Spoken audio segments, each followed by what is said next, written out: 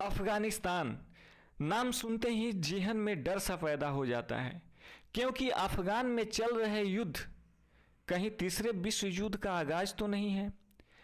क्या इनके जद में कौन कौन से देश आएंगे? क्या यह एक बहुत बड़े संकट की तरफ इशारा तो नहीं कर रहा है? क्या अफगानिस्तान में अफगान सरकार का लोकतांत्रिक व्यवस्था रहेगा या तालिबानियों का क्रूर शासक चलेगा?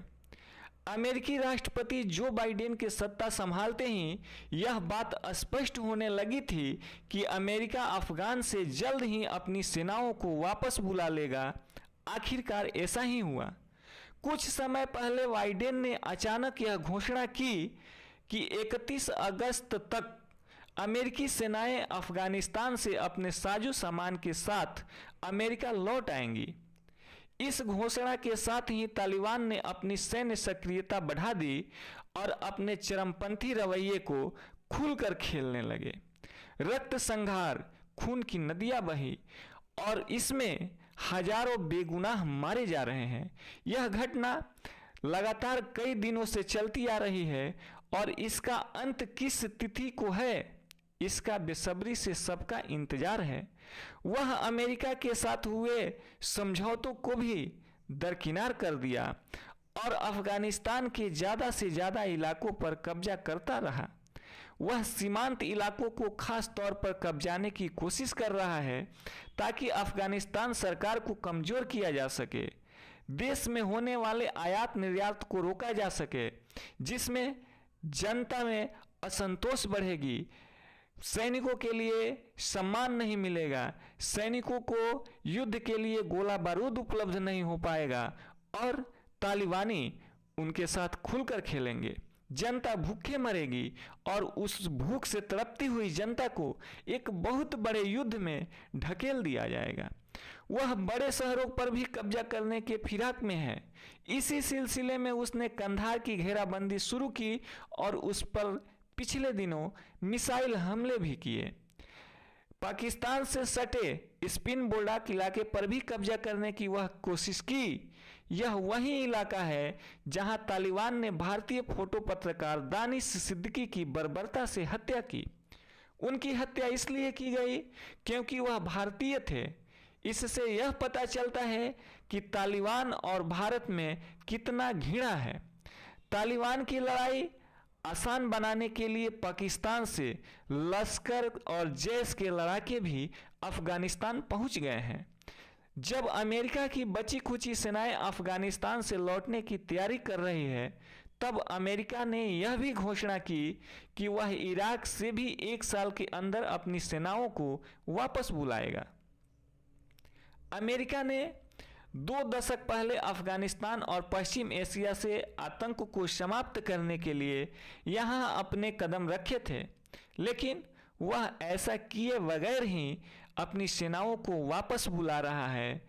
अफगानिस्तान और इराक से सेनाएं लौटाने का डेमोक्रेटिक पार्टी का फैसला अमेरिकी नागरिकों की इस सोच पर आधारित है कि आखिर उनके अपने लोग दूसरे देशों में अपनी जान क्यों गंवाएं, वो अपनी अर्थव्यवस्था को दूसरे देशों के लिए नुकसान क्यों पहुंचाएं।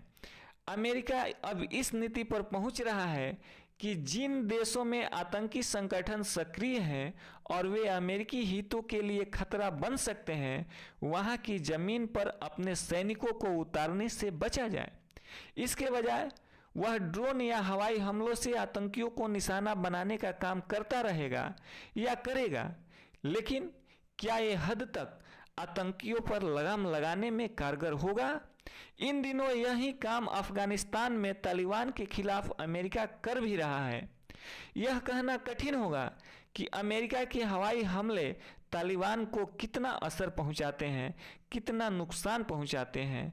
अफगानिस्तान छोड़ने के अमेरिका के फैसले से भारत भी बहुत चिंतित है और चिंतित होना स्वाभाविक भी है, क्योंकि वहां उन तालिबान के काबिज होने की आशंका उभर आई है जो न केवल किस्म किस्म के आतंकी संगठनों को पनाह देते हैं, बल्कि पाकिस्तान के पिट्ठू हैं, तालिबान के खतरनाक इरादों से अफगानिस्तान में भारतीय हितों के लिए गंभीर खतरा पैदा होने के साथ ही इसकी भी आशंका बढ़ गई है कि पाकिस्तान तालिबान की मदद से कश्मीर में आतंकवाद करने का कार्य करेगा।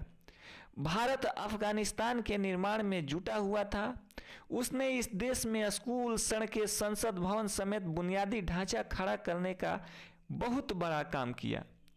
वह अफगानिस्तान को एक लोकतांत्रिक देश के रूप में स्थापित करने के लिए हर संभव मदद दे रहा था। तालिबान अफगानिस्तान के साथ साथ मध्य एशिया के देशों और भारत के लिए एक बहुत गंभीर चुनौती है।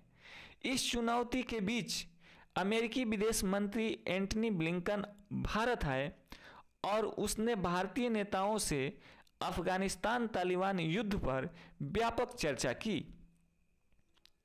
उनके बाद अमेरिकी सेना प्रमुख भी भारत यात्रा पर आए। यही चर्चा का विषय रहा कि इन तालिबान और अफगानिस्तान के बीच क्या मार्ग निकाला जाए। अफगानिस्तान को लेकर भारत और अमेरिका के बीच चर्चा इसलिए भी जरूरी है क्योंकि जिस समय अमेरिकी विदेश मंत्री भारत में थे, उसी समय चीनी विदेश मंत्री तालिबानी नेताओं को अपने यहाँ बुलाकर उनका आवभगत कर रहे थे और रणनीतियों पर चर्चा कर रहे थे। चीन ने तालिबानी नेताओं की जिस तरह से स्वागत की, उससे अमेरिका और भारत की चिंता बढ़ना लाजिम है। यह अंदेशा गहरा रहा है कि चीन और पाकिस्तान मिलकर अफगानिस्तान को अपने हिसाब से चलाने की कोशिश करेंगे। अफगानिस्तान में अमेरिका की नाकामी पर हैरानी नहीं होनी चाहिए, क्योंकि वहाँ इसलिए नाकाम हुआ क्योंकि उसने मूल जड़ को नहीं काटा जो तालिबान को सींच रहे थे, अर्थात पाकिस्तान। जिस पाकिस्तान ने तालिबानियों को संरक्षण दिया, ट्रेनिंग दी, आर्थिक मदद दी, उस पर अमेरिका ने कभी ठोस कदम उठाया ही नहीं। इससे तालिबान दबा रहा लेकिन मिटा नहीं। इसके पहले रूस भी अफगानिस्तान में नाकाम कोशिश कर चुका है। जब रूसी सेनाएं अफगानिस्तान में थी, तब अमेरिका ने मुजाहिदीन का पूरी तरह से नज़रअंदाज किया, या ये कहें कि उसका अप्रत्यक्ष रूप से एक मदद किया, क्योंकि जब मुजाहिदीन तैयार हो रहा था, मुजाहिदीन संगठन अपने निर्माण प्रक्रिया में था, उस समय अगर अमेरिका ठोस कदम उठाया होता तो आज ये दिन विश्व बिरादरी को नहीं देखना पड़ता।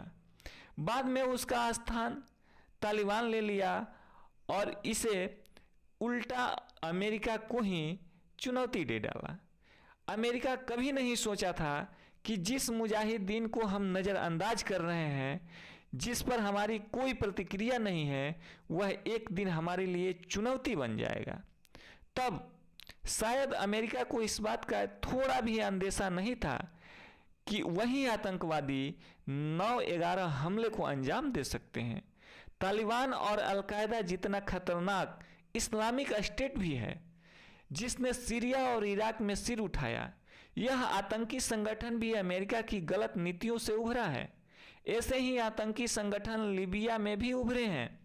यह अंदेशा है कि अफगानिस्तान में तालिबान के काबिज होने से कोई नया आतंकी संगठन भी उभर सकता है, क्योंकि यह साफ दिख रहा है कि वह अलकायदा और इस्लामिक स्टेट जैसे आतंकी संगठनों को अपना समर्थन देना जारी रखेगा। यह भी तय है कि पाकिस्तान तालिबान का पूरा साथ देगा। पाकिस्तान भले ही यह कह रहा हो कि वह तालिबान का प्रवक्ता नहीं है, लेकिन सच यही है कि वह उसे हर तरह का सहयोग और समर्थन दे रहा है। इसका पता पाकिस्तानी प्रधानमंत्री इमरान खान के इस बयान से चलता है कि तालिबान कोई सैन्य संगठन नहीं है, वे सामान्य नागरिक हैं। पाकिस्तान ने हमेशा भारत के प्रति सत्वत रवैया अपनाया है।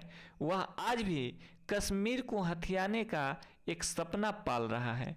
चूंकि वह आमने सामने का युद्ध तो कर नहीं सकता है, भारत से जीत नहीं सकता है, भारत से मैदान में उतरकर दो हाथ करने के लायक नहीं है, क्योंकि वह खुद अभी भूखमरी का शिकार है। वहाँ की आवाम भूखे मर रही है तो युद्ध क्या करेगा। इसलिए वह कश्मीर में छद्म युद्ध छेड़े हुए हैं। इस छद्म युद्ध में वह तालिबान की भी सहायता ले सकता है।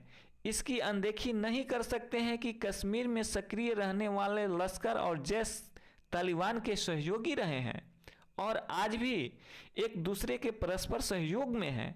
फिलहाल स्पष्ट रूप से तो नहीं कहा जा सकता है कि मोदी सरकार तालिबान के बारे में क्या सोचती है या किन नीतियों पर चलेगी, लेकिन मोदी सरकार की जैसी विदेश नीति रही है वह हाथ पर हाथ रखकर बैठने वाली नहीं है। वह अफगानिस्तान को तालिबान में सत्ता पर काबिज होते चुपचाप नहीं देख सकती है।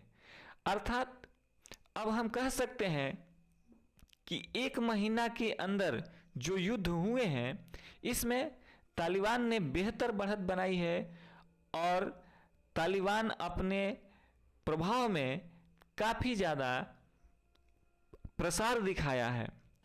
अब हम कह सकते हैं कि एक ऐसे निर्णायक मोड़ का इंतजार है जिससे यह पता चलेगा कि अफगानिस्तान किस तरफ जाता है।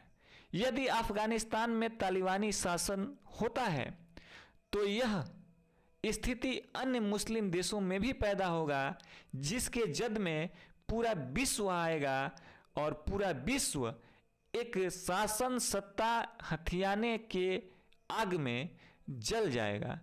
उम्मीद करता हूँ कि आपको ये विश्लेषण पसंद आएगी।